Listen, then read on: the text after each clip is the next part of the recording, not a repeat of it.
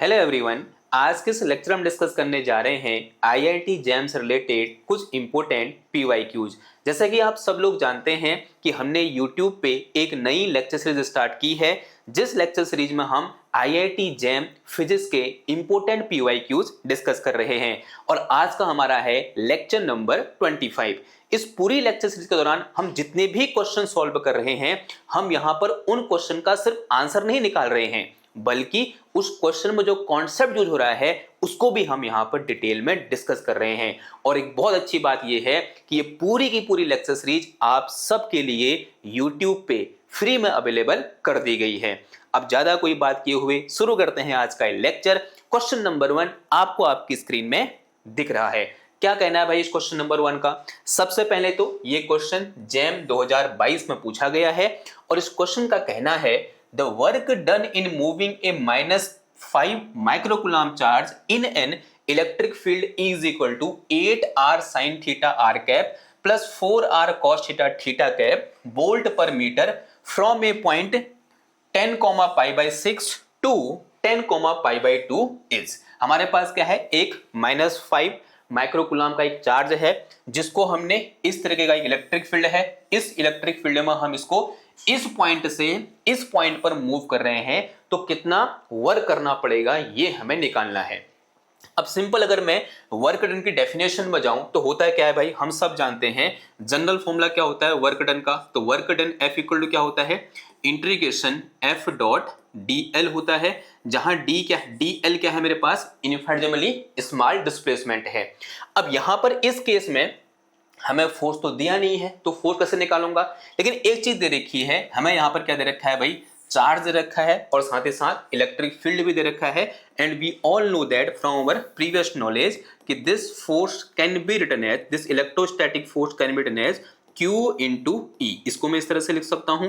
अब मुझे Q भी पता है, E भी पता है, वैल्यू पुट कर दो, क्या निकल के आ जाएगा, F निकल के आ जाएगा। तो यहां से मेरे पास F इक्वल टू Q की वैल्यू कितनी है मेरे पास, -5 माइक्रोकुलाम है, और इनटू ई की वैल्यू कितनी है, ई की वैल्यू ये दे रखी है मेरे पास, जो कितनी है मेरे पास 8r sine theta r cap, sine theta r cap, फिर प्लस में मेरे पास कितना है यहाँ पर 4r cos theta, 4r cos theta, और इनटू में कितना है थीटा कैप है। यानी हम यहाँ पर जो भी कैलकुलेशन करेंगे किस कोऑर्डिनेट सिस्टम में करेंगे, यहां से भी हम आइडिया लगा सकते हैं, और जो हमें इलेक्ट्रिक फील्ड वेक्टर दे रखा है वहां से भी आइडिया लगा सकते हैं। पोलर कोऑर्डिनेट सिस्टम में हमारे यहां पर वर्क होने वाला है, क्योंकि सब कुछ यहां पर पोलर कोऑर्डिनेट सिस्टम में हमें दिया हुआ है। ये तो क्या निकल गया भाई, F निकल गया। अगर F निकल गया तो अब मैं क्या निकाल सकता हूं, यहां से ये dl निकाल सकता हूं। यानी डिस्प्लेसमेंट वेक्टर क्या होगा, बोल सकते हैं जो इनफिनिटेसिमल डिस्प्लेसमेंट dl है वो कितना होगा। तो पोलर कोऑर्डिनेट सिस्टम है, तो since we know that in polar coordinate system this dl can be written as dl in r cap direction, और प्लस कितना आ जाएगा dl in theta cap direction.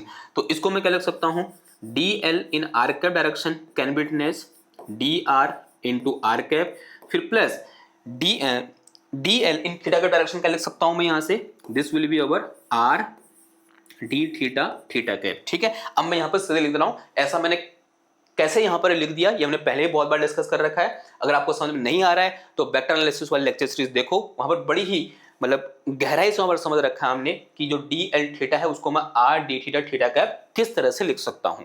समझ में आ गई इतनी बात समझ में आई। अब जरा यहां पर देखो, अगर मैं इन दो पॉइंटों को ध्यान से देखूं, एक पॉइंट मेरे पास यहां पर A है और दूसरा पॉइंट यहां मेरे पास B है। देखो यहां पर ये क्या है, R है, ये थीटा है, और यहां पर ये R है और ये क्या है, थीटा है। दोनों जगह यहां भी R 10 है, यानी यहां भी R कितना है, 10 है।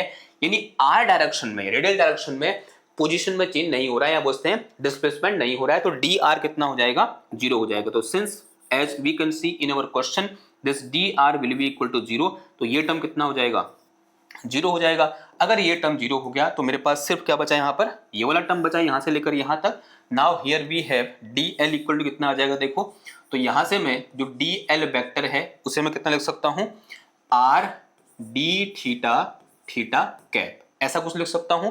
अब ये मेरे पास dl आ गया, ये मेरे पास f आ गया, दोनों की वैल्यू उठाओ यहां रखो और क्या निकल के आ जाएगा, वर्क निकल के आ जाएगा। तो यहां से मेरे पास work done will be equal to integration, ये -5 माइक्रोकुलाम तो ऐसे रहने दो, तो -5 माइक्रोकुलाम, और इनटू में कितना आ गया, ये पूरा टर्म यहां से लेकर यहां तक जो मेरे पास कितना है, this is our 8r, here we have sine theta r cap, और प्लस कितना आ जाएगा ये 4r cos theta theta cap, और फिर डॉट कितना आ जाएगा dl, और dl की वैल्यू मेरे पास कितना है यहाँ पर r d theta theta cap, ऐसा कुछ आया। अब ये डॉट प्रोडक्ट है, यानी theta dot sorry theta cap dot are cap कितना हो जाएगा 0, सिर्फ बचेगा कौन सा वाला टर्म, ये वाला टर्म बचेगा। तो here we have work done will be equal to W will be equal to, ये टर्म तो 0 हो जाएगा जब मैं इसका डॉट प्रोडक्ट निकालूंगा, तो सिर्फ वाला टर्म बचेगा, और कुछ चीजें बाहर आ जाएंगी, जैसे कि -5 माइक्रोकुलाम बाहर आ गया, -5 माइक्रोकुलाम, इसको मैंने बाहर ले लिया। अंदर कितना बच गया इंटीग्रेशन, तो ये वाला टर्म बचा यहाँ पर, ये मेरे पास कितना है देखो 4r, एक आ रही है एक आ रही है, तो r स्क्वायर हो जाएगा ये, और इनटू में कितना आ गया ये cos थीटा आ गया, and here we have d theta. ठीक है, अब यहां पर इंटीग्रेशन किसके रिस्पेक्ट में, थीटा के रिस्पेक्ट में, तो r इज ऑल्सो कांस्टेंट, जिसकी वैल्यू कितनी है 10 है, r की वैल्यू कितनी है भाई 10 है, r इज ओवर 10, तो ये 4r स्क्वायर क्या आ जाएगा बाहर आ जाएगा, तो w इक्वल टू कितना आ गया ये -5 माइक्रोकुलाम इंटू 4r स्क्वायर, अभी हम वैल्यू रख देंगे फिलहाल के लिए, this is integration and this one is over sign theta D theta. अब थीटा की लिमिट कहां से कहां है, थीटा इनिशियली कितना है π/6 और फाइनली कितना है π/2, तो थीटा की लिमिट कहां से कहां आ जाएगी π/6 से लेकर π/2 के बीच। ठीक है, तो अब वैल्यू पुट करो, फिर कितना आ जाएगा ये, एक मिनट, ये साइन नहीं है, क्या है ये कॉस है, ये यहाँ कितना है मेरे पास कॉस थीटा है, थोड़ा सा गलती होगी। ठीक है, okay, now here we have work done W will be equal to -5, ये माइक्रोकुलाम है तो 10 की पावर -6 हो जाएगा ये, और इनटू कितना आ गया ये 4 आ गया, r स्क्वायर करने का मतलब r यानी 10 का स्क्वायर, तो 10 का स्क्वायर यानी 10 की पावर कितना हो जाएगा 2 हो जाएगा, तो इनटू कितना आ गया ये 10 की पावर 2 हो गया। कॉस का इंटीग्रेशन क्या होता है साइन थीटा होता है, तो कॉस का इंटीग्रेशन क्या होता है हमारे पास साइन थीटा होता है, तो यहाँ मेरे पास कितना आ गया साइन थीटा, और लिमिट कहाँ से कहाँ आ जाएगी π/6 से लेकर π/2 के बीच। अब थोड़ा बहुत सॉल्यूशन की बारी है, मतलब कैलकुलेशन की बारी है, करो कैलकुलेशन। तो यहाँ से मेरे पास work done W will be equal to -5 into 10 की पावर -4 बचा यहाँ पर, 10 की पावर -6 प्लस 2, तो 10 की पावर -4 इंटू में कितना आ गया ये 4 आ गया, एंड पहले अपर लिमिट फिर लोअर लिमिट, तो कितना आ जाएगा ये साइन π/2 माइनस का sine π/6 and this bracket will close, ऐसा कुछ हुआ। तो यहां से मेरे पास work done W will be equal to, ये पांचों को 20 हो गया, तो -20 इंटू 10 की पावर -4, और साइन π/2 कितना होता है भाई 1 होता है, और साइन π/6 कितना होता है 1/2 होता है, ये पूरा टर्म कितना हो जाएगा 1/2 हो जाएगा। तो W इक्वल टू, इसको मैं -2 इंटू 10 की पावर -3 इंटू कितना आ जाएगा 1/2 आ जाएगा, 2 से 2 ये कैंसिल 1 हो जाएगा इधर पे, तो work done W is equal to -1 into 10 की पावर -3 जूल, तो दिस इज अवर आंसर। तो W कितना आ गया भाई -3 इंटू 10 की पावर -3 जूल। ठीक है, एक बार आंसर देखते हैं, मतलब कैसे लिखना है, यहाँ पे लिखना है, और किस में लिखना है भाई मिली जूल में लिखना है। अगर मिली जूल में लिखना है तो इसको मैं क्या लिख सकता हूँ, इसको मैं कुछ ऐसा लिख सकता हूँ कि this work done W will be equal to -1 milli joule, because 10 की पावर -3 यानी मिली जूल, तो यहाँ मैं कितना लिख दूंगा 10 की पावर -3 लिख दूंगा, तो लिखो फटाफट। तो यहाँ कितना आ जाएगा, सॉरी कितना आ जाएगा -1, यहाँ पर कितना लिखना है आपको -1 लिखना है। ठीक है बात, okay.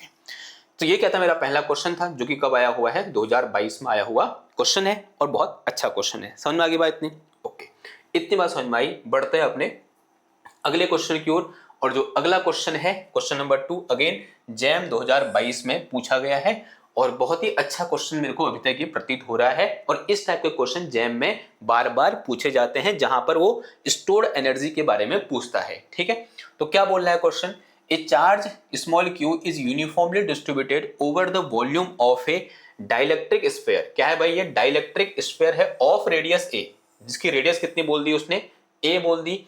If the dielectric constant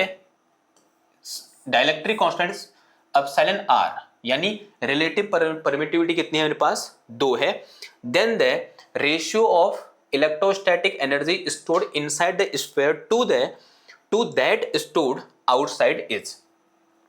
तो मेरे पास पहले क्वेश्चन को समझ लेते हैं क्या बोल रहा है। इस तरह से मेरे पास क्या है, एक डाइलेक्ट्रिक स्फीयर है जिसकी रेडियस कितनी दे रखी है मेरे को, a दे रखी है।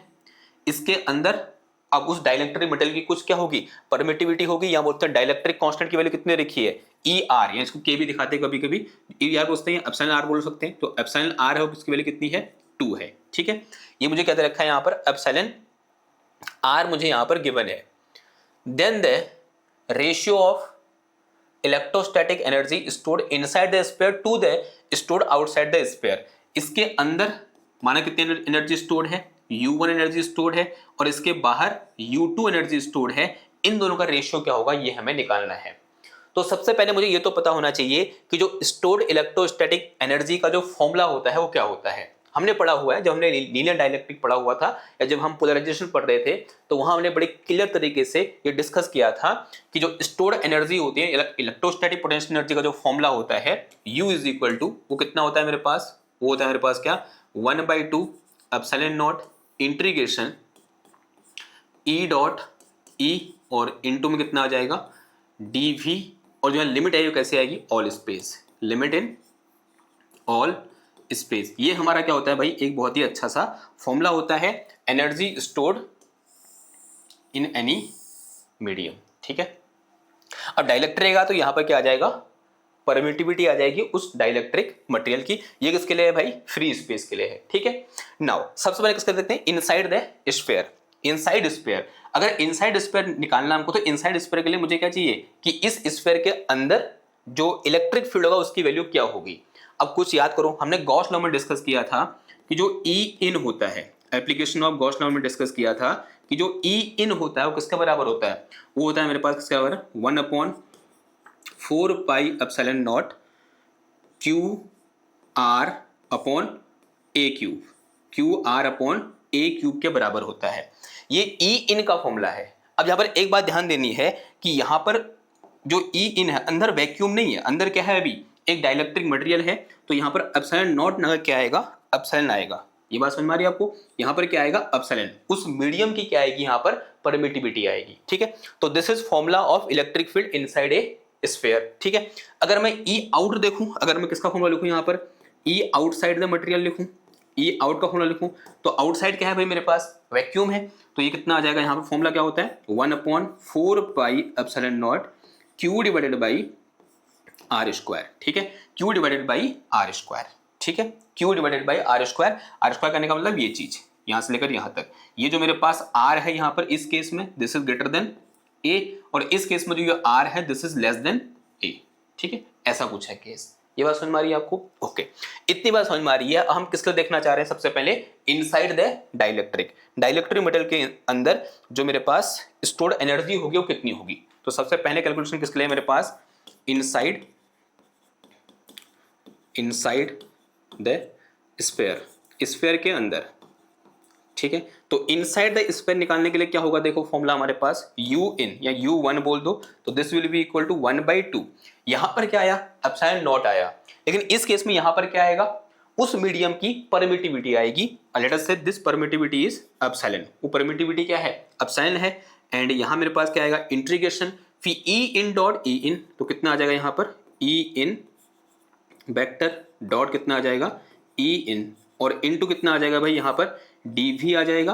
अब स्फेरिकल सिमेट्री है तो कौन सा कोऑर्डिनेट सिस्टम यूज करेंगे, स्फेरिकल कोऑर्डिनेट सिस्टम यहाँ पर यूज कर लेंगे। अब सिंपल यहाँ मुझे इंटीग्रेशन सॉल्व करना है, तो 1/2 यहाँ पर क्या आ जाएगा, ये epsilon, and this is our integration e in dot e in, यहाँ क्या आएगा, ये आर कैप क्या होगा, यूनिट वेक्टर, ये क्या होगा, r cap direction, radial direction में होता है। अगर मैं इसका इसी के साथ डॉट प्रोडक्ट निकालूंगा तो इसका स्क्वायर आ जाएगा, यानी ये मेरे पास कितना आने वाला है, 1/4 पाई एप्सिलॉन, 1/4 पाई एप्सिलॉन, और इनटू में कितना आया यहाँ पर, ये क्यू आर आया, बिकॉज में कितना चार्ज है भाई, क्यू चार्ज है, उसने बोल रखा है, देखो यहाँ पर कितना चार्ज है, क्यू चार्ज है, क्यू आर अपॉन कितना आ गया, ए स्क्वायर आया, और इस पूरे क्या हो जाएगा, whole square, because dot product उसी के साथ स्क्वायर हो जाता है। फिर हमें डीवी लिखना है, और डीवी किस कोऑर्डिनेट सिस्टम में लिखेंगे हम, स्फेरिकल कोऑर्डिनेट सिस्टम में, और in spherical coordinate system volume element can be written as r square sine theta d r d theta d phi, ठीक है, d r d theta d phi. अब यहां मुझे क्या लिखनी पड़ेगी, पहले लिमिट लिखनी पड़ेगी। तो लिमिट लिखने के लिए क्या करूंगा, देखिए जरा, तो u1 हम निकाल रहे हैं, तो u1 का फॉर्मूला क्या निकल के आया मेरे पास, तो देखो 1/4 एप्सिलॉन कॉमन है, मतलब कांस्टेंट है, q कांस्टेंट है, a कांस्टेंट है, और इन सबका स्क्वायर आएगा वो भी कांस्टेंट होगा, वो सब बाहर आ जाएगा।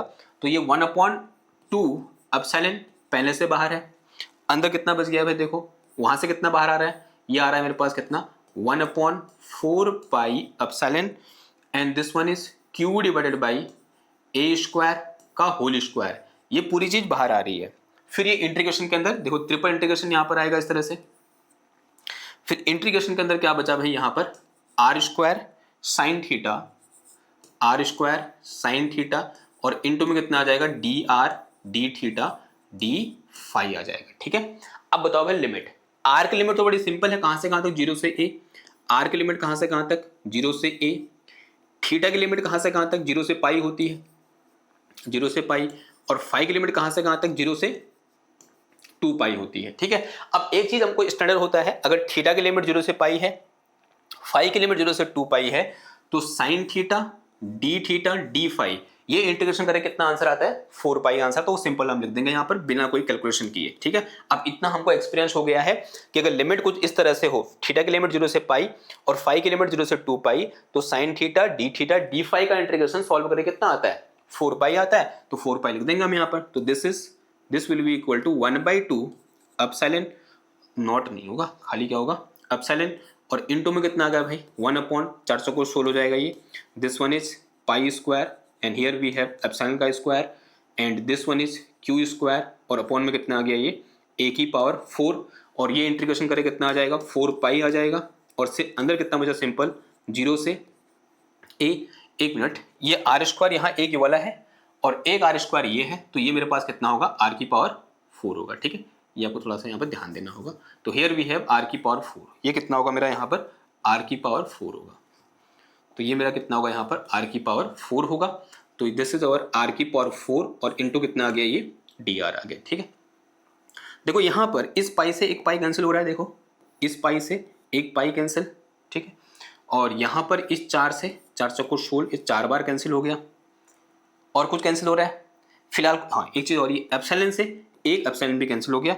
अब जो बचा है लिख डालो, मेरे पास क्या बचा यहाँ से, आप जो u1 बचा मेरे पास, दिस इज 1/2, 1/2 लेकर उसको मैं क्या लिख दूँ 1/4 दूना 8 लिख दूँ, तो दिस इज 1/8, कितना है ये 1/8 है। और इनटू में यहाँ से क्या बचा भाई, ये क्यू स्क्वायर बच गया, नीचे कितना बचा यहाँ पर पाई बच गया, ये मेरे पास क्या बचा एप्सिलॉन, ये मेरे पास क्या बचा यहाँ पर a की पावर 4 बचा, और फिर r की पावर 4 का इंटीग्रेशन कितना हो जाएगा यहाँ r की पावर 5, और अपॉन में कितना आ गया 5 आ गया, r की पावर 5 और अपॉन में कितना आ गया भाई 5 आ गया, एंड दिस ब्रैकेट, और लिमिट कहाँ से कहाँ तक 0 से a आ जाएगा, ठीक है। अब पहले अपर लिमिट पर लोअर लिमिट रखने से तो कोई फायदा होगा नहीं, बिकॉज 0 हो जाएगा, तो सिर्फ कौन सी रखेंगे हम अपर लिमिट यहाँ पुट करेंगे। तो यहाँ से मेरे पास u1 will be equal to कितना आ गया, this is Q square upon, ये 8×5 40 हो जाएगा, तो ये मेरे पास कितना आ गया भाई 40 आ गया, and this one is pi epsilon a की पावर 4, और इनटू में कितना आ गया यहाँ पर a की पावर 5, इससे ये कट गया। तो यहाँ मेरे पास कितना बचा u1 is equal to this one is Q square, and upon में आ गया मेरे पास कितना, this one is 40 pi epsilon a। ये मेरे पास क्या है भाई u1 आ गया, this is electrostatic potential energy stored inside the spherical shell, यहाँ स्फेरिकल सेल नहीं, दिस स्फीयर, डाइलेक्ट्रिक के स्फीयर के अंदर इतनी पोटेंशियल एनर्जी क्या होगी स्टोर होगी। इतनी बात समझ में आ रही है, इतनी बात समझ में आ रही है। अब बारी किसकी है आउटसाइड द स्फीयर, कि स्फीयर के आउटसाइड कितनी पोटेंशियल एनर्जी स्टोर होगी, फिर उन्हीं दो का रेशियो हमें फाइंड करना है। या उससे पहले आप यहाँ पर एक छोटा सा मॉडिफिकेशन कर सकते हो। क्या मॉडिफिकेशन कर सकते हो जरा समझना। यहां मेरे पास एप्सिलॉन है और एप्सिलॉन दिया नहीं है, लेकिन मुझे यहां पर रिलेटिव परमिटिविटी या डाइलेक्ट्रिक कांस्टेंट दे रखा है, and we all know that कि this ER is equal to किसका होता है epsilon divided by epsilon naught के बराबर होता है। तो this epsilon will be equal to epsilon naught into कितना आ जाएगा एप्सिलॉन R आ जाएगा, ठीक है। तो ये वैल्यू उठा के आप यहाँ रख सकते हो एप्सिलॉन की जगह। तो ये मेरे पास कितना आ गया देखो यहाँ से, ये आया मेरे पास कितना, u1 will be equal to q square and upon here we have 40 and this one is pi, here we have epsilon naught epsilon r and into में कितना आ गया a आ गया। तो this is our e, sorry u1, ये क्या निकला मेरा u1 निकला। अब बारी किसकी है भाई, u2 की बारी है। u2 यानी आउटसाइड द स्फीयर कितनी एनर्जी स्टोर होगी, और outside the sphere electric field कितना होता है, इतना होता है। इलेक्ट्रिक फील्ड दिया है, सेम कैलकुलेशन होगी, लिमिट रखनी होगी, आंसर आ जाएगा। तो नेक्स्ट हमारे पास किसके लिए है भाई, आउटसाइड द स्फीयर। तो नेक्स्ट कैलकुलेशन किसके लिए होगी मेरे पास, outside the sphere, outside the sphere. Now outside the sphere जो ई आउट है उसका फॉर्मूला क्या है हमारे पास, जो ई आउट दे रखा है कितना दे रखा है 1/4 पाई एप्सिलॉन नॉट आएगा, बिकॉज आउटसाइड द स्फीयर क्या है, वैक्यूम है। और ये मेरे पास कितना आ जाएगा Q डिवाइड में कितना आ जाएगा R square, and here this R is greater than कितना आ जाएगा A आ जाएगा, ठीक है। और यहाँ पर ये R कहाँ से कहाँ वेरी कर रहा होगा, A से लेकर इन्फिनिटी तक, ठीक है। तो लिमिट रखते समय आपको ये ध्यान रखना है। तो सिंपल U2 का फॉर्मूला क्या हो जाएगा मेरे पास, दिस इज 1/2, यहाँ पर तो एप्सिलॉन नॉट ही आएगा, and this one is integration, और ये मेरे पास कितना आ जाएगा E आउट डॉट कितना आ गया E आउट, और इनटू में कितना आ जाएगा ये डी वी आ जाएगा। Again same spherical coordinate system use करते हुए हम क्या करेंगे, कैलकुलेशन करेंगे।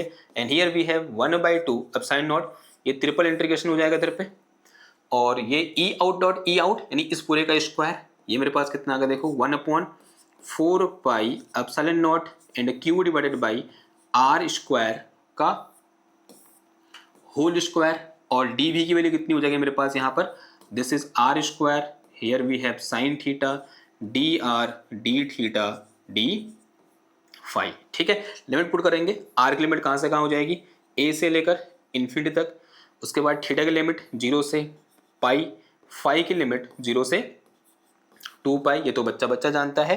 तो यहाँ से मेरे पास u2 will be equal to है कितना 1/2 एप्सिलॉन नॉट, जो चीज़ कांस्टेंट है उसको इंटीग्रेशन से बाहर ले लो, तो ये मेरे पास क्या बाहर आ जाएगा यहाँ से देखो, एक तो क्यू स्क्वायर बाहर आया, और अपॉन में कितना आ गया ये 4 चौको 16, अपॉन में कितना आ गया भाई 4 चौको 16, this is pi square and here we have epsilon naught का स्क्वायर, ये बाहर आया और अंदर कितना बच गया। एक बात समझना, अगेन यहाँ पर साइन थीटा डी फाई का इंटीग्रेशन अगर लिमिट ऐसे हो 0 से पाई और 0 से 2 पाई, तो आंसर कितना आता है, इनटू में कितना आ जाएगा ये 4 पाई आ जाएगा।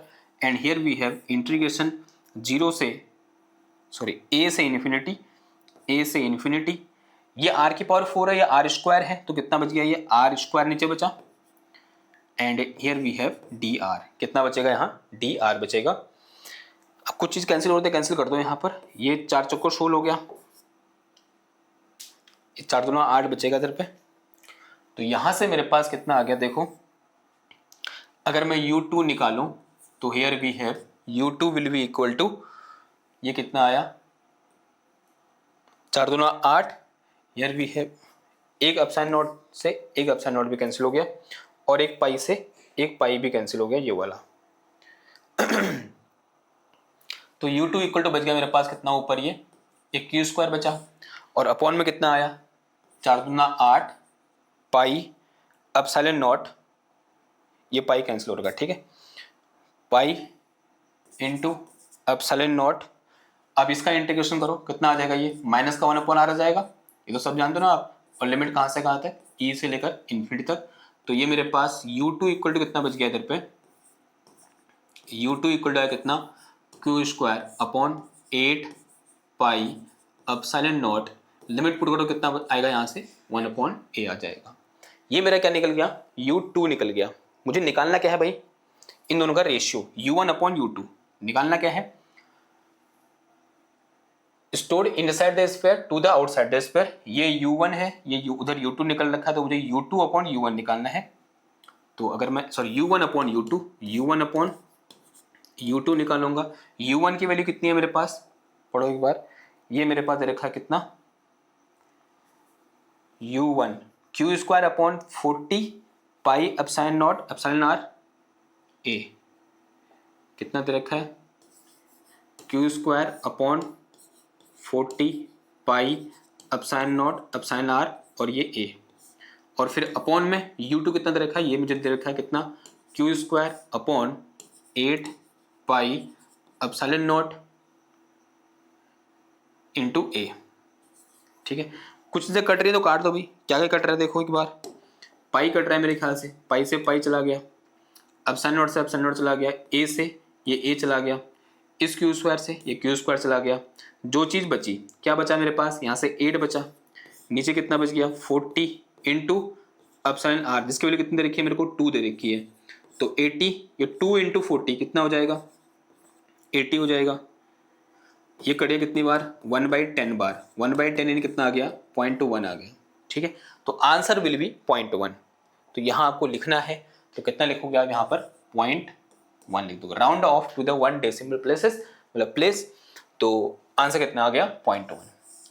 इस पूरी कैलकुलेशन थोड़ा लंबी है, लेकिन आप जब इसको उस समय कर रहे होगे ना तो इतनी लंबी कैलकुलेशन नहीं करोगे आप बहुत शॉर्ट में बहुत सारे स्टेप बीच में ऐसे होंगे जिनको आप खा लोगे। ठीक है, तो ये फॉर्मूला आपको याद होना चाहिए, बहुत इंपॉर्टेंट फॉर्मूला है, यहां से क्वेश्चन आता ही आता है। ठीक है, okay, again important question jam 2022 का क्वेश्चन। हम बढ़े अगले क्वेश्चन की ओर। किसी को डाउट है इसमें, अगर डाउट है तो भाई क्या कर लो, एक बार देख लो, जिसको नोट करना है वो नोट कर ले। वैसे इन क्वेश्चन को आपको पहले खुद के मन से करना चाहिए, बाकी आपको पीडीएफ चाहिए होगा इसका तो आप मुझे बता देना, मैं आपके साथ पीडीएफ शेयर कर दूंगा, बिकॉज मैं सेव कर लेता हूँ सबको। ठीक है, बढ़ते हैं अपने अगले क्वेश्चन की ओर। क्वेश्चन नंबर 3 आपको आपकी स्क्रीन में दिख रहा है। देखो भाई, अगेन जबरदस्त क्वेश्चन है, जो मुझे ये बताएगा कि ये क्वेश्चन किस कॉन्सेप्ट से होगा, मैं समझ जाऊंगा कि उसने पढ़ा हुआ है, जीनियस हुआ यार वो। चलो बोल दिया मैंने, जैम 2023 का क्वेश्चन है, गैस करना आप लोग। ठीक है, और जो सही गैस कर पाएगा खुद को जीनियस मान लेना। ठीक, इस क्वेश्चन का कहना है, question number 3, A metallic sphere of radius capital R is held at A electrostatic potential V. It is enclosed in a concentric thin metallic cell of radius 2r at a potential 2V. If the potential at a distance 3/2r from the center of sphere is FV, then the value of F is। ठीक है, तो मेरे को question कुछ ऐसा बोल रखा है कि मेरे पास एक सॉलिड स्फीयर है इस तरह से, तो here we have a solid sphere like this, जिसकी रेडियस कितनी है भाई कैपिटल R है, जिसका पोटेंशियल कितना है V है। इसके चारों ओर एक और स्फीयर हमने बना रखा है जिसकी रेडियस कितनी है 2r के बराबर है। एक स्फीयर कुछ इस तरह से है, दोनों कोसेंट्रिक है, लेकिन ये रेडियस कितनी है यहाँ से यहाँ तक, ये 2r है, और इसका पोटेंशियल कितना है भाई 2v के बराबर है। हमें क्या करना है, इसके सेंटर से कुछ डिस्टेंस पर, कितनी डिस्टेंस पर 3r/2 डिस्टेंस पर, 3r/2 डिस्टेंस पर इलेक्ट्रोस्टैटिक पोटेंशियल की वैल्यू कितनी होगी ये हमें बताना है।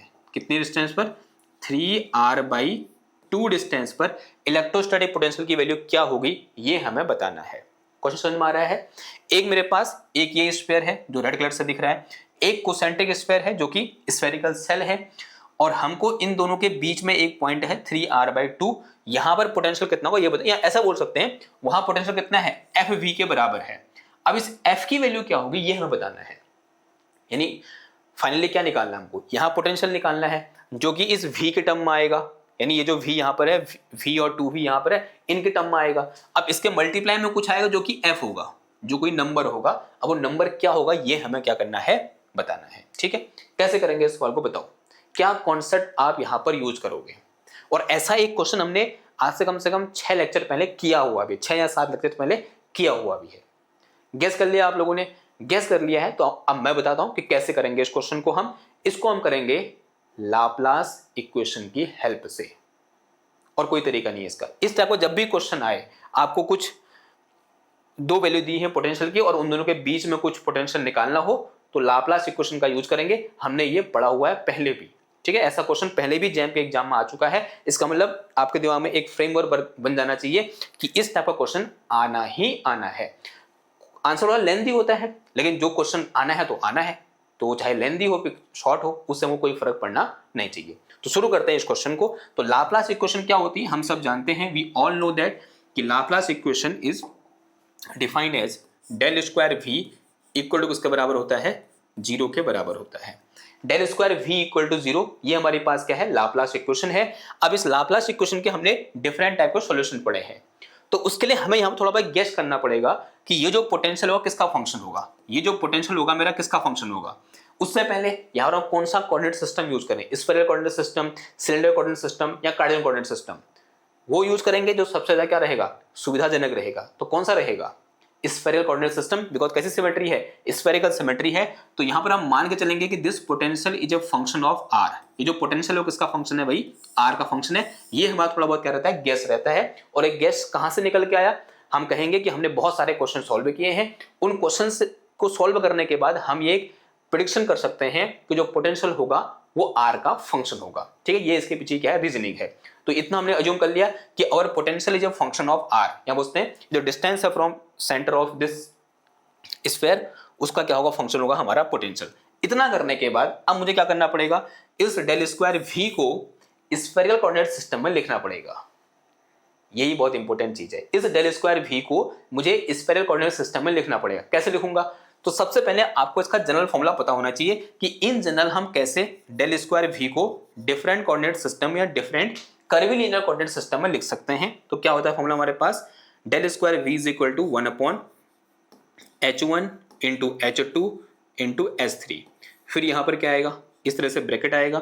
फिर हम यहाँ पर क्या लिखेंगे, यहाँ पर आएगा मेरे पास क्या, पार्सल ओवर पार्सल u1, और फिर उसके अंदर यहाँ पर आएगा मेरे पास कितना, here we have h2 h3 upon h1, और फिर यहाँ पर कितना आ जाएगा, parcel v upon parcel u1, parcel v upon parcel u1, this bracket will close. फिर यहाँ प्लस आ जाएगा, फिर मेरे पास कितना आ जाएगा यहाँ पर, पार्सल ओवर पार्सल u2, फिर ब्रैकेट यहाँ पर कितना आएगा, h1, here we have h3, नीचे कितना आएगा h2, और फिर यहाँ पर मेरे पास कितना आ जाएगा, parcel v upon parcel u3 and this bracket will close. फिर यहाँ पर कितना आएगा मेरा, प्लस आएगा। फिर ये मेरे पास कितना आ जाएगा, पार्सल ओवर पार्सल u3, और फिर इनटू में कितना आ जाएगा, h2 h1 अपॉन h3, फिर इसके अंदर यहाँ पर आएगा मेरे पास कितना, parcel v upon parcel u3, this bracket close and this बड़ा वाला bracket is also close. This is a general formula of del square v in any curvilinear coordinate system. अब हमें करना किस पे है, स्फेरिकल कोऑर्डिनेट सिस्टम में। तो उसके लिए h1 h2 h3 u1 u2 u3 के अलग अलग वैल्यूज होती हैं। अगर मैं इन स्फेरिकल कोऑर्डिनेट सिस्टम देखूं, इन spherical coordinate system, spherical coordinate system, अगर मैं स्फेरिकल कोऑर्डिनेट सिस्टम की बात करूं तो यहां पर h1 h2 h3, इसकी वैल्यू होती है कितनी, 1, इसकी होती है r, इसकी होती है कितनी, r sin थीटा। उसके बाद क्या है मेरे पास, u1 u2 u3, u1 u2 u3, u1 होता है मेरे पास क्या, r, ये होता है क्या थीटा, और ये होता है मेरे पास क्या, फाई। ठीक है, ये वैल्यूज होती हैं। अब जहां जहां h1 h2 h3 है, u1 u2 u3 है, वहां ये वैल्यू पुट कर दो, डेल स्क्वायर v की वैल्यू निकल के आ जाए किस कोऑर्डिनेट सिस्टम में, स्फेरिकल कोऑर्डिनेट सिस्टम में। ठीक है, ओके, तो आगे बढ़ते हैं, मतलब ये वैल्यू पुट करते हैं इन स्फेरिकल कोऑर्डिनेट सिस्टम। तो इन स्फेरिकल कोऑर्डिनेट सिस्टम रखो भाई, डेल स्क्वायर v कितना हो जाएगा मेरे पास, यहाँ से del square v will be equal to 1/h1 h2 h3, यानी 1/r स्क्वायर साइन थीटा, कितना आ जाएगा, r square sine theta, and here we have bracket, ये मेरे पास कितना आ जाएगा, पार्सल ओवर पार्सल r, और इनटू h2 h3, यानी कितना आ जाएगा ऊपर, r स्क्वायर साइन थीटा, और अपॉन में कितना आ गया, 1 आ गया। ठीक है, बिकॉज h1 है, फिर कितना आएगा, parcel v upon parcel r1 आ जाएगा, parcel v upon parcel r1 नहीं, क्या आएगा, r आएगा। अब जरा समझना बात को, आगे के लिखने की जरूरत है नहीं। इसके बाद क्या आएगा, पार्सल v ओवर पार्सल, ये गलत लिख दिया, u2 होगा। ठीक है, ये क्या होगा, u2 होगा, हियर वी हैव u2, और यहाँ क्या आएगा, u3। फिर क्या आएगा, parcel v over parcel u2, फिर क्या आएगा, parcel v over parcel u3। u2 की वैल्यू कितनी है मेरे पास, थीटा है, u3 की वैल्यू कितनी है, फाई है, और हमने ये अज्यूम कर रखा है कि our potential is only function of r। इसका मतलब partial v over partial theta कितना हो जाएगा, 0, partial v over partial phi कितना हो जाएगा, 0, यानी ये दोनों टर्म कैसे हो जाएंगे, 0 हमारे केस के लिए, इस केस के लिए। तो इस केस में हमारी कहानी सिर्फ कहां तक होगी भाई, यहां तक होगी, and this whole term will be equal to 0। ये पूरा टर्म किसके बराबर होगा, 0 के बराबर होगा। अगर ये 0 के बराबर होगा तो अब समझते हैं, अगर ये 0 के बराबर है तो ये 1/sin² थीटा इधर जाएगा तो 0 हो जाएगा, तो मेरा बचा क्या यहाँ से, और ये साइन क्या है, कांस्टेंट है, बिकॉज जो डिफरेंशिएशन है किस रिस्पेक्ट में है, आर के रिस्पेक्ट में। Now this sine will come out from the differentiation, तो साइन थीटा बाहर आ गया, अंदर कितना बच गया, partial over partial R into here we have r² and this is partial v upon partial r and this will be equal to 0। ये sign भी तरह का 0 हो जाएगा, तो मेरे पास कितना बचा, देखो यहाँ से ये बच गया मेरे पास कितना, parcel over partial r of r² of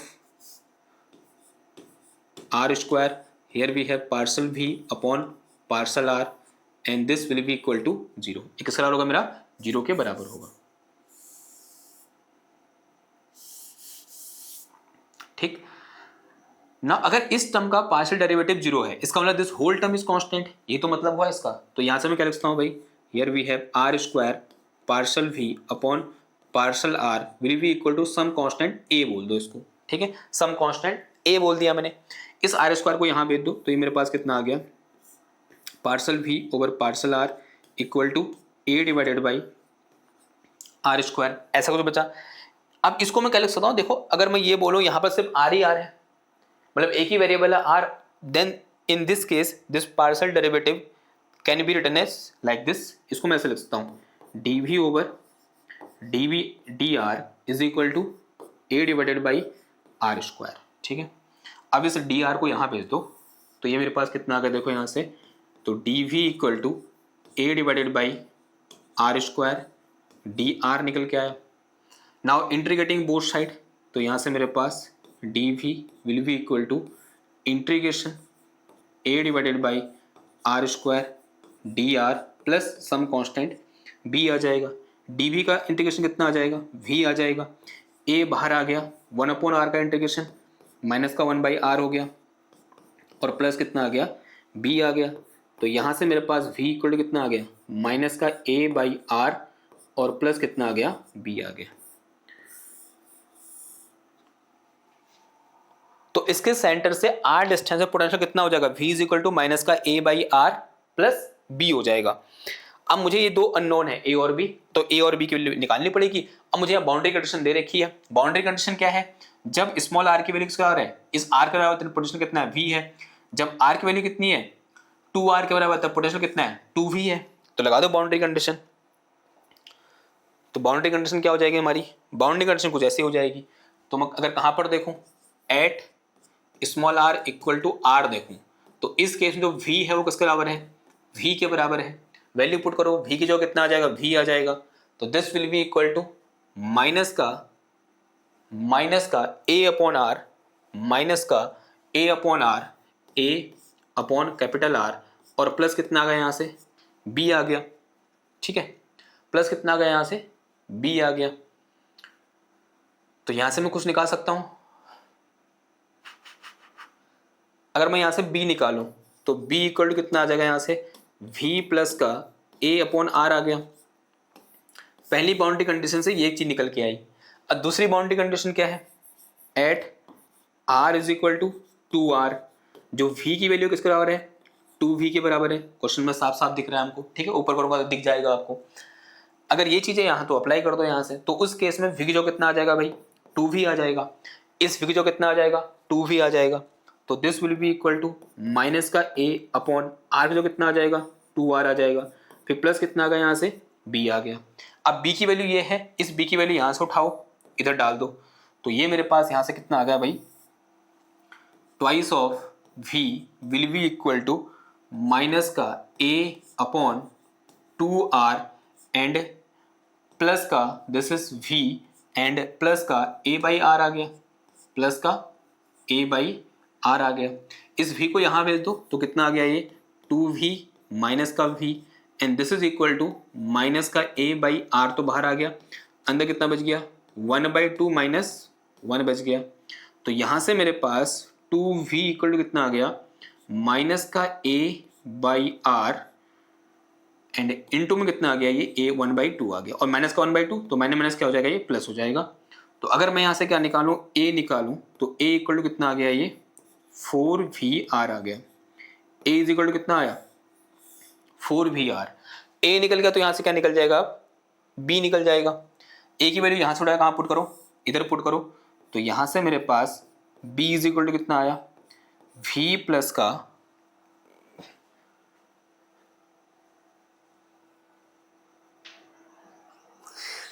गलत हो रहा है ना कुछ, हाँ क्या गलत हो रहा है देखना जरा, ये माइनस वाला कितना आएगा V आएगा, तो ये सिर्फ कितना आएगा इधर पे 2 आएगा। हियर वी हैव 2VR, कितना आएगा ये 2VR आएगा, ठीक।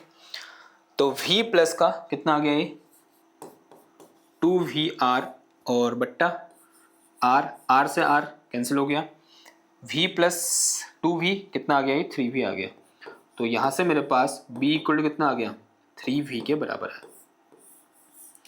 अब ये वैल्यू उठाओ इधर रखो, तो V एट एनी पॉइंट या बोलते for any value of R will be equal to minus का A की जगह कितना आ जाएगा, देखो A की जगह आ जाएगा मेरे पास 2VR upon small r plus का B की जगह कितना आ जाएगा यहाँ पर 3V के बराबर आ जाएगा, ठीक है। इसको V डैश बोलो थोड़ा सा अलग करने के लिए, बिकॉज ये V और ये दो V अलग अलग है, ठीक है। ये V प्राइम क्या है, value of V at any point या बोलते for any value of R, और मेरे पास R की वैल्यू कितनी दे रखी है उसने 3R/2, ठीक है। R की वैल्यू कितनी देखिए 3R/2, यहां मुझे V की वैल्यू निकालनी है, तो V prime will be equal to कितना आ जाएगा ये माइनस का 2VR अपॉन कितना आया ये 3R/2 एंड प्लस कितना आ गया ये 3V आ गया। देखो भाई यहां पर कुछ कैंसिल हो रहा है, इस R से ये R चला गया, ठीक है, R से R गया, तो मेरे पास क्या बचा यहाँ पर, ये मेरे पास बच गया कितना V prime will be equal to 2 दूना 4, तो माइनस का 4V/3 प्लस का कितना आ गया ये 3V आ गया, 3 3 9, 9 में से 4 गया 5, तो 5/3 इंटू V, 5/3 सॉल्व करोगे तो कितना बचेगा 1.2 बचा 6, तो 1.6V, 1.6V। आगे भी कुछ आ सकता है, हमको निकालना कहाँ तक है 1.6V, तो 1.6V ये मेरा आंसर निकल के आ रहा है। कितना निकल के आ रहा है 1.6V, यानी यहाँ पर जो F है, ये जो F है यहाँ पर, इस F की जो कितना होगा 1.6 होगा, तो here we have 1.6V। 1.2 decimal बोल रहा है, तो आप हमें थोड़ा सा और सॉल्व कर लेना, तो 1.63 1.62 कुछ ऐसे आएगा, 1.66 भी आ सकता है, ठीक है। हाँ कितना आएगा 1.66 आएगा। तो this is our answer. Again एक अच्छा क्वेश्चन था, 1.66 ऐसे कुछ लिखना, ठीक। तो याद रखो भाई इस तरह से बाउंड्री कंडीशन से क्वेश्चन आ सकते हैं, solution of Laplace equation, Laplace equation भी, और इससे पहले एक और इक्वेशन थी जहां से ये लाप्लास इक्वेशन निकल के आ रही है, that is our Poisson equation. Poisson equation में यहां पर क्या आता है rho divided by epsilon naught आ जाता है, ठीक है, नहीं सॉरी क्या आता है सिग्मा आता है ना, del square V rho divided by epsilon naught, ऐसा कुछ निकल के आता है।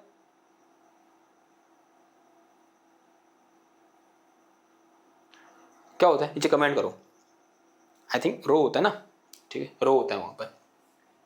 चलो भाई यानी पॉइजन इक्वेशन क्या होती है वो लिखो बोल रहा हूं नीचे में। अगले क्वेश्चन की ओर बढ़ते हैं, ये मेरे पास कौन सा था क्वेश्चन नंबर 3, जो कि अगेन जैम 2023 में आया हुआ है।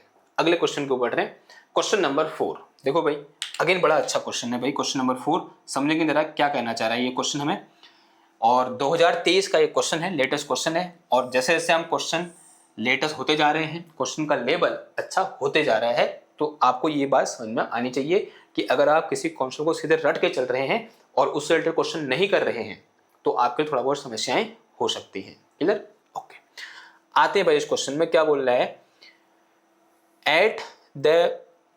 at the planar interface of two dielectrics, which of the following statement related to the electric field E, electric displacement D and polarization P is true? Normal component of D and P are continuous, normal component of D and E are discontinuous, normal component of D continuous and of P is discontinuous, normal component of both E and P are continuous. अब आपको यहाँ पर एक बात ध्यान देनी चाहिए, ये क्वेश्चन कहाँ से आ रखा है, बाउंड्री कंडीशन का क्वेश्चन है। क्वेश्चन कहाँ का है पहले ये समझना होगा। क्वेश्चन है हमारा कहाँ का, बाउंड्री कंडीशन का। हमने इलेक्ट्रिक फील्ड के लिए, इलेक्ट्रिक डिस्प्लेसमेंट वेक्टर के लिए और पोलराइजेशन के लिए, तीनों के लिए बाउंड्री कंडीशन क्या होती है ये हमने पढ़ रखा है। एक बार थोड़ा सा रिवाइज कर लें, अगर हमने वो यहाँ पर लिख ली तो अपने हमारा इस क्वेश्चन का आंसर भी आ जाएगा। सबसे पहले किसका लिखो भाई, इलेक्ट्रिक फील्ड के लिए boundary condition for electric field, boundary condition for electric field. अगर बात करूं मैं किसकी, normal component of electric field, ठीक है। अगर मेरे पास मान लिया इस तरह से क्या है, ये एक प्लेनर इंटरफेस है, ठीक है, इसके ऊपर और इसके नीचे किस तरह से ई में चेंज आएगा, उसके नॉर्मल कंपोनेंट में चेंज आएगा। तो हमने क्या पढ़ा हुआ है कि normal component of electric field above the surface minus normal component of electric field below the surface, ये किसके बराबर होता है, ये होता है मेरे पास किसके बराबर, सिग्मा के बराबर। किसके बराबर, सिग्मा के बराबर होता है, ठीक है, या फिर सिग्मा अपॉन एप्सिलॉन नॉट के बराबर। किसका होता है, सिग्मा अपॉन एप्सिलॉन नॉट के बराबर होता है। यानी ये कंटिन्यूअस है डिसकंटिन्यूअस, इट इज डिसकंटिन्यूअस, ठीक है। तो normal component of electric field will B discontinuous because zero नहीं है। कंटिन्यूअस का मतलब दोनों बराबर हों। अगर मैं थोड़ा सा ऊपर जाऊं, थोड़ा सा नीचे आऊं, इन दोनों की वैल्यू क्या है, सेम आए। इन दोनों की वैल्यू सेम नहीं आ रही है, कुछ उनमें डिफरेंस है, सिग्मा अपॉन एप्सिलॉन नॉट के बराबर, ठीक है। फिर आता है क्या, दूसरा पैरेलल कंपोनेंट। पैरेलल कंपोनेंट क्या होता है, electric parallel component of electric field above the surface minus parallel component of electric field below the surface, this must be equal to zero. ये कितना होना चाहिए भाई, जीरो होना चाहिए, मतलब जीरो होता है। इसका मतलब दिस इज कंटिन्यूअस, ये क्या होता है, कंटिन्यूअस होता है, एंड दिस इज डिसकंटिन्यूअस। उसने सिर्फ किसकी बात करके, नॉर्मल कंपोनेंट की। तो normal component sorry parallel component क्या, नॉर्मल कंपोनेंट क्या होता है, डिसकंटिन्यूअस। चलो पहले एक बार सबके लिख लेते हैं। उसके बाद क्या है भाई, बाउंड्री कंडीशन फॉर, सेकेंड है मेरे पास boundary condition for D, boundary condition for D vector. इसके normal component of D above the surface minus normal component of D below the surface will be equal to आता है मेरे पास किसके बराबर, sigma free के बराबर। किसके बराबर, फ्री सरफेस चार्ज डेंसिटी के बराबर। इट मीन इन जनरल क्या होता है, डिसकंटिन्यूअस होता है। लेकिन हमारे वाले केस में उसने क्या बोला है, ई फ्री कितना है ही नहीं कुछ, ई फ्री के बारे में उसने बात ही नहीं कर रखी है। तो हमारे वाले केस में ई फ्री कितना है, जीरो है। अगर ई फ्री जीरो है तो D perpendicular above minus D perpendicular below will be equal to zero. यानी normal component of electric field will be continuous, normal component of electric field will be continuous. लेकिन इसमें दोनों के बारे में एक ये है, ये तो नहीं होगा फिर, और एक ये दिख रहा है मेरे को यहाँ पर।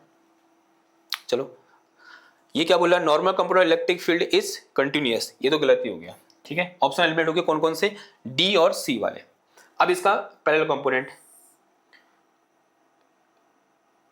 Component of D above surface minus parallel component of D below surface will be equal to होता है किसके बराबर, parallel component of P above surface minus parallel component of P below surface, ऐसा कुछ होता है, ठीक है।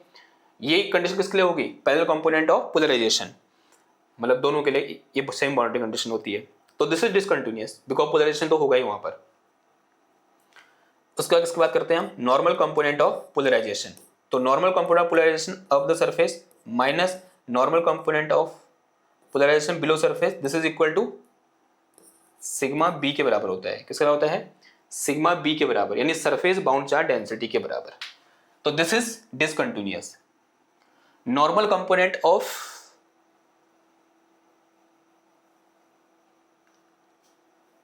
P is discontinuous, P is discontinuous, P is discontinuous, यहां दिख रहा है मेरे को। D is continuous normal component, यहां देख, इन जनरल क्या होता है, डिसकंटिन्यूअस होता है। लेकिन यहां पर हमारे केस के लिए सिग्मा फ्री कितना, जीरो है, क्योंकि उसने सिग्मा फ्री की बात ही नहीं की है, ठीक है। तो सिग्मा फ्री जीरो, इसका मतलब दिस कंपोनेंट इज कंटिन्यूअस। और पहले वाले में क्या बोल रहा है, normal component P is continuous, जो गलत बात है। तो ये ऑप्शन में एलिमिनेट हो गया, ये एलिमिनेट हो गया, बी वाला गलत हो गया। तो एक ही ऑप्शन सही है, कौन सा वाला, सी वाला, ठीक है। ठीक है, आगे बढ़ते हैं अपने अगले क्वेश्चन की ओर, जो कि क्वेश्चन नंबर 5 है और आज का लास्ट क्वेश्चन भी है और 2024 में आया हुआ क्वेश्चन है। बताओ भाई क्वेश्चन का answer. A vector field is expressed in a cylindrical coordinate system S5Z as following. ये मेरे पास एक वेक्टर फील्ड दे रखा है इस तरह से। If this field represent an electrostatic field, then the possible values of A and B respectively are। जो A और B की पॉसिबल वैल्यू होगी क्या होगी, और कैसा फील्ड है भाई, इलेक्ट्रोस्टैटिक फील्ड है। इस बात को आप ध्यान समझो, कैसा फील्ड है, इलेक्ट्रोस्टैटिक फील्ड है। देखो मुझे क्या गिवन है, मुझे यहाँ गिवन है F is equal to A upon S S cap and plus B upon S, और यहाँ कितना आ गया भाई, S कैप आ गया, ठीक। सॉरी, ये कितना है यहाँ पर, जेड कैप आ गया। तो here we have Z cap. तो यहाँ मेरे पास कितना है, ये जेड कैप है। अब इलेक्ट्रोस्टैटिक फील्ड है, तो जब भी मेरे पास इलेक्ट्रोस्टैटिक फील्ड होता है उसका कर्ल कितना होगा, जीरो होगा। इसका मतलब यहाँ मुझे ऑटोमेटिकली दे रखा है कि curl of F is equal to zero, ठीक। अब कर्ल ऑफ एनी फंक्शन, अगर मेरे पास कोई एक फंक्शन क्या है, ए है, कोई एक वेक्टर फील्ड ए है मेरे पास इस तरह से, this is A1 U1 cap plus A2 U2 cap plus A3 U3 cap. ये मेरे पास कोई एक जनरल फॉर्म है किसका, किसी एक वेक्टर फील्ड का, जहां U1 U2 U1 cap U2 cap U3 cap क्या है, unit vector in that particular coordinate system. अगर वो कार्टेशियन कोऑर्डिनेट सिस्टम होगा तो क्या आ जाएगा, x cap y cap z cap. अगर वो सिलेंडर कोऑर्डिनेट सिस्टम होगा तो क्या आ जाएगा, s cap phi cap z cap. अगर वो स्फेरिकल कोऑर्डिनेट सिस्टम होगा तो क्या आ जाएगा, r cap theta cap phi cap आ जाएगा, ठीक है। इन दिस केस अगर मैं यहां से क्या निकालूं, कर्ल ऑफ ए निकालूं, तो भाई इसका फॉर्मूला क्या होता है, कुछ याद आ रहा है आपको? इसका फॉर्मूला होता है मेरे पास यहाँ पर कितना, U1 cap U2 cap U3 cap. यहाँ पर क्या आता है, parcel over parcel U1, parcel over parcel U2, parcel over parcel U3। यहाँ आता है मेरे पास क्या, यहाँ आता है A1 H1, यहाँ क्या आता है A2 H2, यहाँ क्या आता है A3 H3, और यहाँ बाहर मल्टीप्लाई में आता है कितना, 1 अपॉन H1 H2 H3, ठीक है, ये चीज रहती है। अब ये किस कोऑर्डिनेट सिस्टम में दे रखा है बताओ, सिलेंडर कोऑर्डिनेट सिस्टम में। तो इन सिलेंडर कोऑर्डिनेट सिस्टम जो यहां पर यूज हो रखा है, अगर मैं उसकी बात करूं तो इन सिलेंडर कोऑर्डिनेट सिस्टम, अगर मैं यहां से क्या निकालूं, H1 H2 और S3 की वैल्यू पुट करूं, तो H1 कितना होता है 1, H2 कितना होता है S, H3 कितना होता है 1। वैसे अगर मैं यहां पर क्या निकालूं, U1 U2 U3 निकालूं, U1 कितना होता है मेरे पास S फाई, और ये कितना होता है Z। अब तो बहुत ही सिंपल है, ठीक है। सिंपल ऐसा कर्ल निकालना है, जो कर्ल कितना होगा, जीरो होगा, तो वहां से संभावना है कि A और B की वैल्यू निकल के आ जाए। तो यहां से मेरे पास अगर मैं डेल क्रॉस F निकालूं तो 1 अपॉन H1 H2 S3 यानी कितना आ जाएगा S, फिर डिटर्मिनेंट यहाँ क्या आ जाएगा S कैप फाई कैप, और यहाँ कितना आएगा Z कैप। यहाँ कितना आ जाएगा partial over partial S, partial over partial phi, partial over partial Z। यहाँ पर कितना आएगा H, यहाँ पर क्या है F1 है, ये चीज़ क्या है मेरे पास A1 है, यहाँ F1 है, ये चीज़ मेरे पास क्या है A2 है, इसको A बोल दो, ठीक है, कुछ भी बोलते हो। इसको फिर F1 F2 बोलना पड़ेगा, एक्चुअल में ये A3 है, बिकॉज F2 कितना है 0 है, ठीक है। ये बात समझ में आ रही है आपको, ये क्या है मेरे पास A3 है, बिकॉज फाई कैप का जो कंपोनेंट है, या उसके जो मल्टीप्लाई में था वो 0 था, तभी तो वाला कंपोनेंट क्या हो गया 0 हो गया। तो ये मेरे पास A1 H1 का मतलब क्या हो जाएगा A अपॉन S हो जाएगा। फिर मेरे पास कितना है A2 H2 कितना है 0 है, A2 है ही नहीं। फिर मेरे पास क्या है A3 H3, जो मेरे पास कितना आ जाएगा B अपॉन S हो जाएगा, and this whole term will be equal to 0। अब इसको हम सॉल्व करेंगे, फिर सॉल्व करेंगे तो ये टर्म तो 0 हो जाएगा, बिकॉज 1 अपॉन S है, इधर कितना आ जाएगा 0 आ जाएगा। अगर मैं इसको सॉल्व करने जाऊंगा तो पहले यहां पर क्या आएगा S कैप, फिर इनटू में ये वाला रो ये वाला कॉलम, इसका साथ 0 इसके साथ 0, तो ये 0 आ गया। माइनस का कितना आ गया ये फाई कैप ब्रैकेट, ये वाला रो ये वाला कॉलम, इसका इसके साथ, यानी कितना आ जाएगा ये माइनस का this is parcel over partial S of 1/s, ऐसा कुछ आया।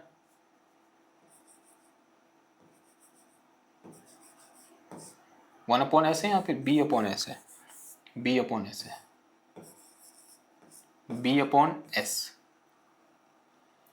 फिर माइनस ऐसा था, फिर इसका इसके साथ जीरो हो जाएगा, दिस ब्रैकेट इज क्लोज, फिर प्लस का कितना है यहाँ पर जेड कैप, इसका साथ जीरो, इसके साथ जीरो, बिकॉज फाइव तो है नहीं और यहाँ न एस है, मतलब जीरो तो जीरो हो जाएगा, and this whole term will be equal to zero, ये पूरा टर्म कितना होगा जीरो होगा।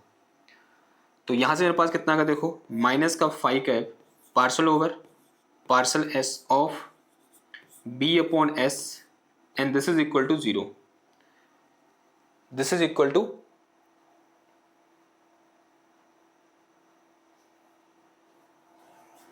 Zero.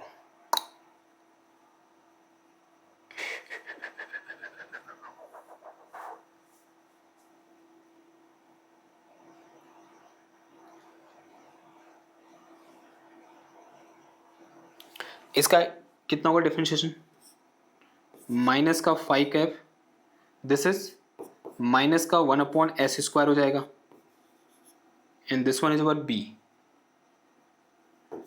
This is equal to zero. तो यहां से b इक्वल टू कितना आ गया, जीरो आ गया, बिकॉज सब जीरो हो जाते जाके, b इक्वल टू कितना आ गया जीरो। अब a तो निकल ही नहीं रहा भाई, b इक्वल टू जीरो, ओ बहुत ही अच्छी बात होगी, b इक्वल टू जीरो एक ही ऑप्शन में है, b इक्वल टू जीरो। अब a निकालने की जरूरत है नहीं क्योंकि और कहीं b है नहीं, तो यही क्या होगा मेरा करेक्ट आंसर, तो a is our correct answer. ठीक है, ऐसे भी कर a निकालने की जरूरत है नहीं और इसलिए ये क्वेश्चन ऐसे पूछा भी गया होगा, क्लियर बात। ओके, तो a आप सीधे कितना लिख दोगे, 1 लिख दोगे, बिकॉज एक ही ऑप्शन है जिसमें b जीरो है, तो वही क्या होगा हमारा सही आंसर होगा। तो a equal to 1, b equal to zero, तो दिस इज अवर आंसर। ठीक है, ऐसे हम निकालेंगे। तो ये क्या था भाई, आज का हमारा लेक्चर था, ये लास्ट क्वेश्चन था, आई होप आपको समझ में आया होगा। ठीक है, तो कम से कम कितने लेक्चर हो गए भाई, 25 लेक्चर हो गए हैं। हम जो PYQ डिस्कस कर रहे हैं IIT जैम के, तो हमारा एक ही लक्ष्य है कि जब 2026 में जैम का एग्जाम होगा तो हम वहाँ पर अच्छा परफॉर्म करेंगे, और अच्छा परफॉर्म तभी होगा जब हम थ्योरी के साथ साथ न्यूमेरिकल भी भरपूर मात्रा में लगाते रहें, और उन न्यूमेरिकल को ज़्यादा करें जहाँ से मतलब जिस टाइप के न्यूमेरिकल बार बार पूछे जा रहे हैं, और उसका अनुमान तभी लगेगा जब हम इस टाइप से PYQs डिस्कस करेंगे। ठीक है, आई होप आपको ये लेक्चर सीरीज पसंद आ रही होगी। अगर पसंद आ रही है तो इसको लाइक करो, शेयर करो, सब्सक्राइब करो, अपने दोस्तों के साथ शेयर करो, उनके साथ बांटो, डिस्कशन करो, मेरे से डिस्कशन करो। कहीं पर कोई क्वेश्चन नहीं आ रहा है तो आप मुझे कॉल करने के लिए, मुझे मैसेज करने के लिए, चाहे वो टेलीग्राम में हो या फिर व्हाट्सएप में हो, तो चाहो तो आप इंस्टाग्राम में भी क्या कर सकते हो, मुझे मैसेज कर सकते हो। आपको अगर मेरे पास टाइम होगा तो आपको उसका आंसर या फिर आपके प्रश्न का उत्तर दे दिया जाएगा। ठीक है, तो इस तरह से हम क्या करेंगे, इस पूरे साल पूरी मेहनत से आगे बढ़ते रहेंगे। मैं मिलता हूँ आपसे नेक्स्ट क्लास में कुछ और इंपॉर्टेंट क्वेश्चन के साथ। तब तक थैंक यू, धन्यवाद, बाय बाय।